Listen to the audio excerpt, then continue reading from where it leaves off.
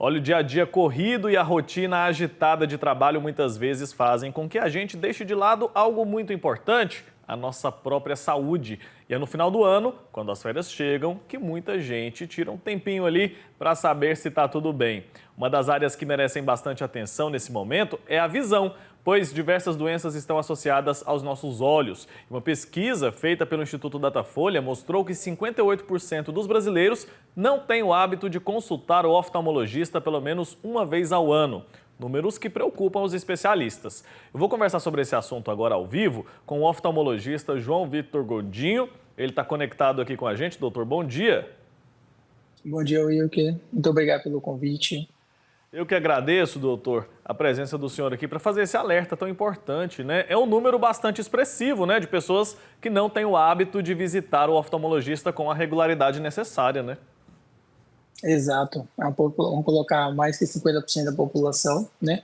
E o que acontece é que muitas pessoas deixam para procurar o oftalmo quando está tendo algum déficit visual. Isso, em algumas situações, pode ser mais tardio, poderia ser a gente ter feito uma prevenção antes para que isso não acontecesse, né? Então, a recomendação nossa é que, mesmo estando enxergando bem, né, a gente fala para o paciente pelo menos de uma vez por ano, então anualmente, uma consulta regular, já nos auxilia para poder fazer detecção de algumas doenças em estágios iniciais, para que a gente evite alguns problemas mais graves. É possível dar aqui alguns exemplos de doenças que são silenciosas no início e que podem ser diagnosticadas precocemente para evitar danos maiores à visão? Claro. Por exemplo, o glaucoma, em fases iniciais, a gente não tem sintoma, são quadros mais avançados que levam a sintoma. Pacientes que têm acometimento do fundo do olho pela diabetes, por exemplo, em estágios iniciais, pode não ter alteração visual, só quando são casos mais graves que a gente acaba tendo muitas vezes, um prejuízo importante.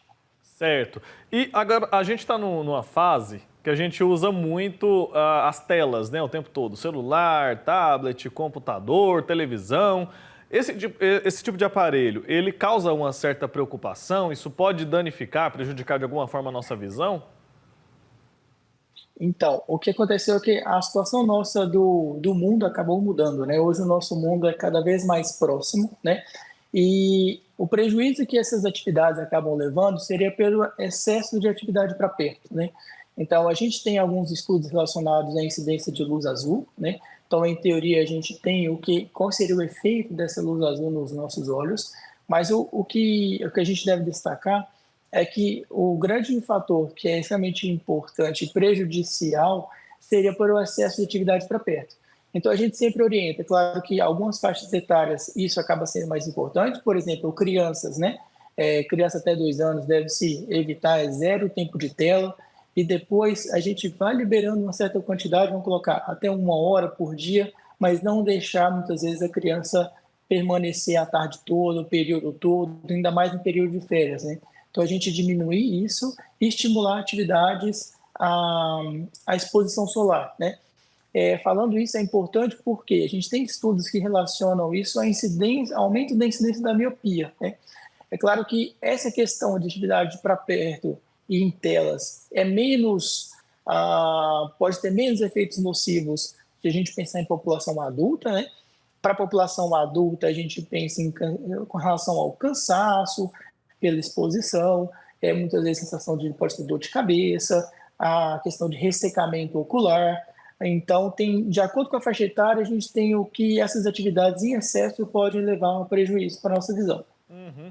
Muita gente tem uma percepção de que deixar a criança, principalmente exposta ao sol por muito tempo, pode trazer danos à visão. Então, esses danos, eles podem ser considerados menores do que o das telas, como o celular, por exemplo, ou não? Como que faz esse controle ali para que não haja excessos?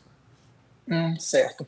É claro que a gente fala de exposição à luz solar, né? É claro que as situações em que a gente tem uma exposição bem maior, vamos colocar ambiente de praia, então é claro que isso, se possível, a gente orienta com relação ao uso de óculos solar, é, mas, por exemplo, só o fato de estar em ambiente externo, isso já favorece para a gente com relação, por exemplo, ao controle da miopia, né? Da progressão de miopia que a gente já tem, e muitas vezes a gente diminui ao outro lado, que seria muito excesso de atividade para perto, com telas, essas outras atividades. Então, é claro que a gente tem que ponderar, mas a gente pondera mais o prejuízo, acho que seria maior, da gente deixar a criança muito tempo no celular do que, por exemplo, deixar a criança praticando algum esporte em ambiente externo. Tá certo. Existem alguns grupos que precisam tomar mais cuidados com a questão da saúde da visão e procurar fazer consultas mais regulares ao oftalmologista? Eu falo disso como, por exemplo, questões hereditárias, algo nesse sentido assim ou não? Claro, tem sim. Por exemplo, pacientes que têm histórico de glaucoma na família, né, em questão de pais e avós, a gente observa uma tendência maior dessas pessoas a terem isso, a terem também glaucoma, e à medida que a gente envelhece, a probabilidade de ter glaucoma também se aumenta. Pacientes com miopia são pacientes que podem ter alterações no fundo do olho, que podem ser alterações graves, como rasgadura de retina, descolamento de retina. Então, a gente tem uma recomendação para esses pacientes, a depender do grau, né, a gente ter um acompanhamento mais próximo eu falaria, não dependendo da situação, a cada 6 meses. Paciente com glaucoma, ele tem que acompanhar usualmente a cada 3 meses e também fazendo exames complementares. Pacientes com diabetes, se a diabetes está bem controlada, a gente não tem acometimento no fundo do olho, a gente pode fazer um acompanhamento anual. Agora, em pacientes com quadro de diabetes descontrolado e já acometimento no fundo do olho, esse paciente pode acabar tendo que nos acompanhar a cada 6 meses, a cada 3 meses. Tudo vai depender da gravidade do quadro, né? E de como está sendo conduzido. Aham. Doutor, agora só para explicar aqui para quem está em casa, é mito ou verdade aquela história de que a gente não pode coçar os olhos? É verdade. A questão da coceira no olho, né? Claro que coçar a pálpebra na parte inferior, isso não vai trazer um dano porque a gente está fazendo um movimento contra uma parte óssea. Agora, se a gente coça os olhos de forma a amassar os olhos, isso pode ter alguns problemas graves, né? Como, por exemplo, isso acaba sendo importante de forma mais considerável nos pacientes que têm miopia, porque nesse amassar dos olhos, a gente pensa no olho como um sistema todo fechado, né? Na parte de trás do nosso olho tem uma substância que a gente chama de vítreo, é uma espécie de uma gelatina, que quanto mais jovem ela tende a ser mais densa. E essa gelatina ela acaba tendo várias áreas de adesão com a retina, né?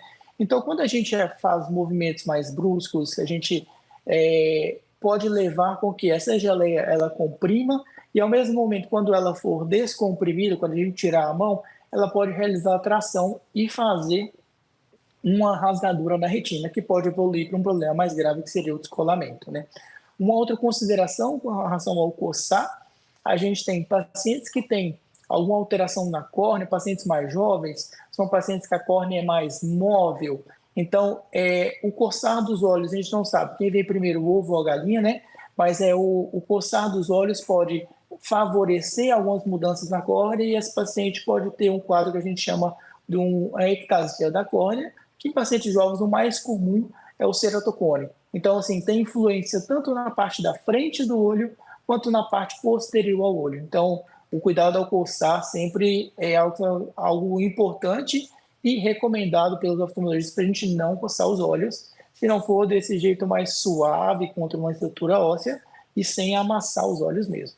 Tá certo, explicadíssimo, viu, doutor? Muito obrigado pelo seu tempo aqui com a gente. Até a próxima, viu? Tchau, tchau. Até a próxima, muito obrigado pelo convite. Tchau, tchau.